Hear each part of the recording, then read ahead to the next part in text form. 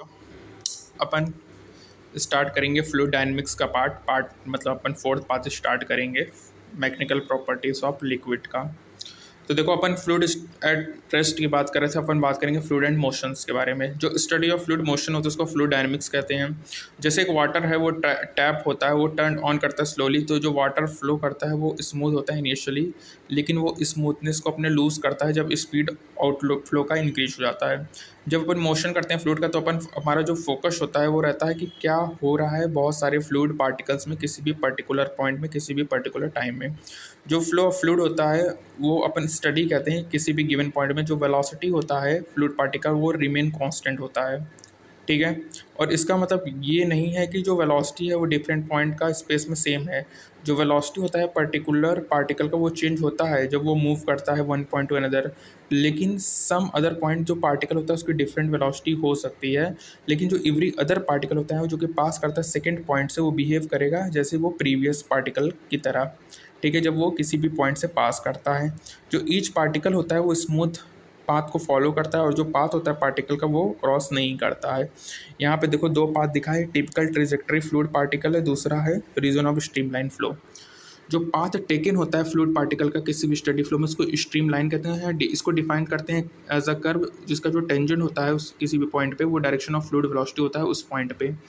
Consider करोगे एक path particle जो कि फिगर 10.7 में दिखाया है, जो कर्व डिस्क्राइब कर रहा है कि कैसे एक फ्लूइड पार्टिकल मूव कर रहा है टाइम के साथ। जो कर्व पी क्यू है वो like a permanent map of fluid flow है जो कि इंडिकेट करता है कि फ्लूइड कैसे स्ट्रीम करता है। और याद रखना कोई भी दो स्ट्रीम लाइन क्रॉस नहीं करेगा in out on coming fluid particle को, वन या फ्लो नॉट भी स्टडी होगा। इन स्टडी फ्लो जो मैप होता है फ्लो का वो स्टेशनरी होता है टाइम में।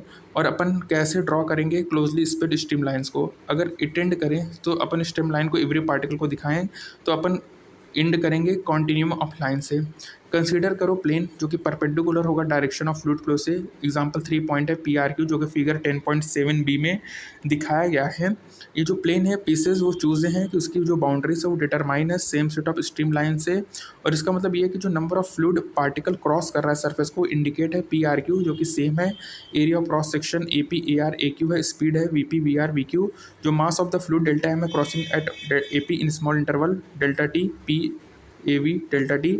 इसी तरह ये हो जाएगा P R A R delta T.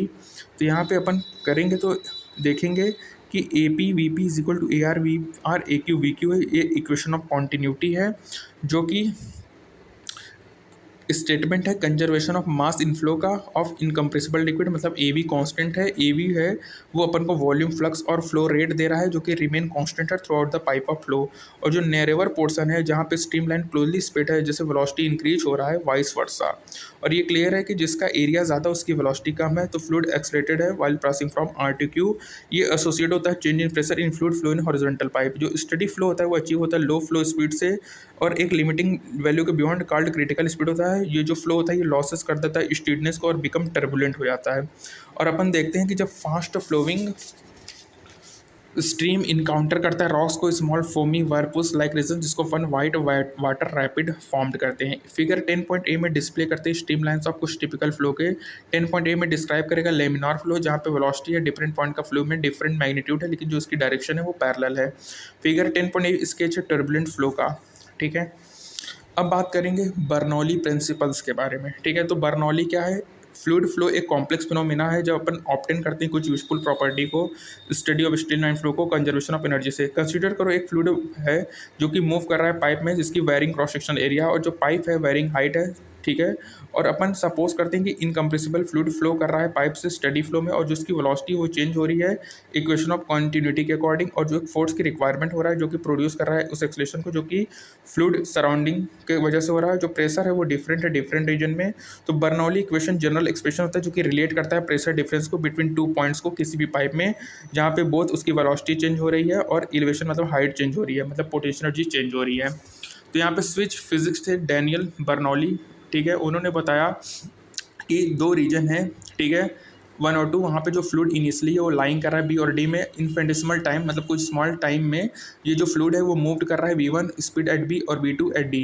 तो इनिशियली बी मूव करेगा डिस्टेंस v1, ठीक है, और डेल्टा टी स्मॉल इनफ होगा, और सेम इंटरवल में delta T fluid initially at D moves करेगा ई पे और डिस्टेंस होगा v2 डेल्टा टी। जो प्रेशर होगा p1 p2 एक्ट करेगा प्लेन फोर्सेस में एरिया a1 v2 जो कि बाइंडिंग करेगा दो रीजन को। जो वर्क डन होगा फ्लूइड में left end bc p1 a1 v1 delta T is equal to p1 delta v होगा।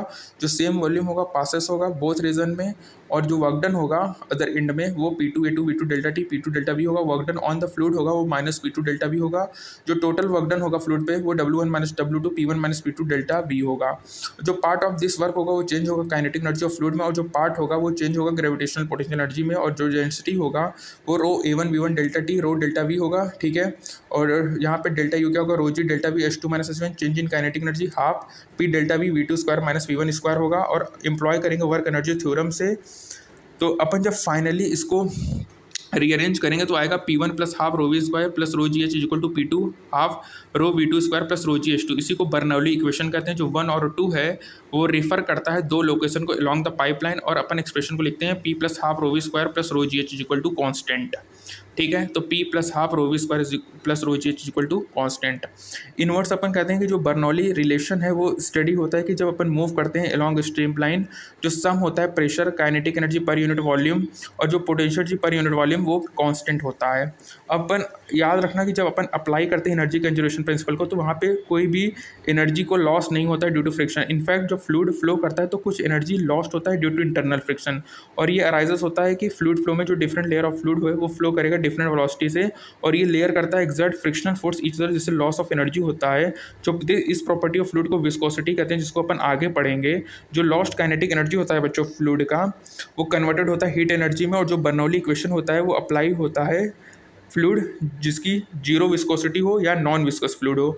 अनदर रिस्ट्रिक्शन के एप्लीकेशन ऑफ बर्नौली थ्योरम का कि जो फ्लूइड होना चाहिए वो इनकम्प्रेसिबल होना चाहिए। जो इलास्टिक एनर्जी होगा फ्लूइड का वो अपन टेक नहीं लेंगे कंसिडरेशन में। प्रैक्टिस में बात करें तो ये large number of useful application है जो कि अपन को wide variety of phenomena low viscosity incompressible fluid के बारे में बताता है।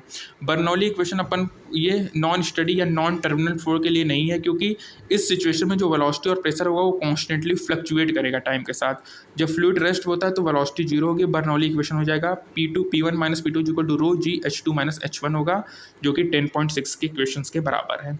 तो यहाँ पे अपन का पहला पार्ट फ्लूइड डायनेमिक्स का हुआ, जहाँ पे अपन ने बर्नौली इक्वेशन देखा और equation of continuity. Equation of continuity क्या है, A V is equal to constant है, और ये कहता है P plus half rho we square plus rho ji H equal to constant, मतलब प्रेशर प्लस काइनेटिक एनर्जी पर वॉल्यूम प्लस पोटेंशियल एनर्जी पर यूनिट वॉल्यूम, इन तीनों का सम क्या होगा, कांस्टेंट होगा।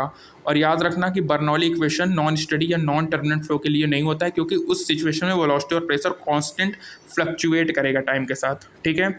और बर्नौली थ्योरम का क्या रिस्ट्रिक्शन है कि यहाँ पे जो फ्लूइड होना चाहिए वो इनकम्प्रेसिबल होना चाहिए, ठीक है। तो यहाँ पे अपन ने बर्नौली इक्वेशन को कंप्लीट किया। अब अपन नेक्स्ट टॉपिक में बात करेंगे स्पीड ऑफ फ्लक्स टॉर्सिली लॉ के बारे में। Thank you.